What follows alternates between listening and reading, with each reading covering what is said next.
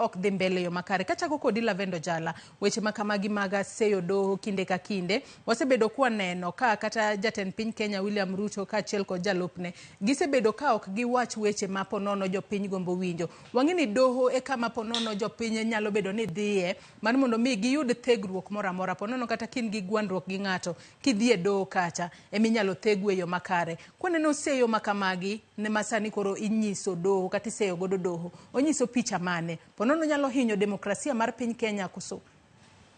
Erokamano ahinya Joyce. Mokwongo ok ene mokwongo neno ka doho iseyo gi jotendwa mantie siasa. Chien kanyo kane Martha Koome ogolo ruling mar presidential election ma 2022 ne waneno kaka weche ne chalo. Weche odhi adhiya kamano ma machiegni ka e kanyocha gi chung' ka koro onge ng'ama wacho ni doho ne ok oyalo yiero mar 2022 maber.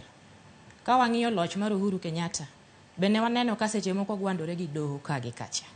Sani be koro wachopo jatend piny William Ruto osebedo ka wacho ni nitie kaka doho nitie kaka oketo tije yware chien matin. Cases ng'eny ahinya e doho.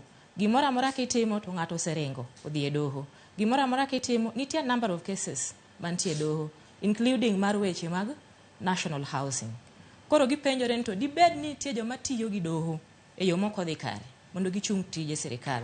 Koro mae mosebedo kowacho ni ka nitiere joma tiyo gi doho marach, doho ningo bed ni tije oriere tir.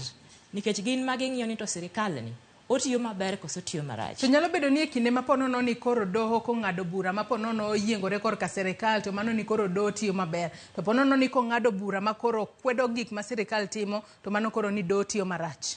Gima naseneno ka giwacho en nitiere cases mang'eny motere doho to duoko tije sirkal chien. Koro nitiere kaka doho nyalo ensure ni cases moter manyalo duoko chenro mar sirkal pinygi oyal gi piyo piyo. Karach to joko doge mesa mondo timre nade olos maber. Ka ber to tich odhi mbele. To ka samo ter kese doho to dwa kawo higni kata mana 2. Ochalo koro sabotage. Koro mae gima ker mar Kenya osebedo ka wacho ni weuru duoko tije chien. Ng'ato ka ng'ato orit tije. Yeah? Wan gi 3 arms of government e Kenya ka. To the new constitution beno chako kelo another arm mar independent commissions. Koro ng'ato ka ng'ato tije maber ma ok oketho tij another arm of government. Executive tije maber, judiciary tije maber, parliament tije maber.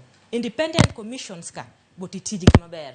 To sama arm of government mar achiel chal ka gima dwa donjore tij ng'ato kendo slow it down to nyaka ng'ato be ang' wach ni we timori kamano gi tije. We wawinjane Daniel Orogo be aneno ka Daniel Orogo buonjo matin e kinde miloso. Daniel Orogo in kor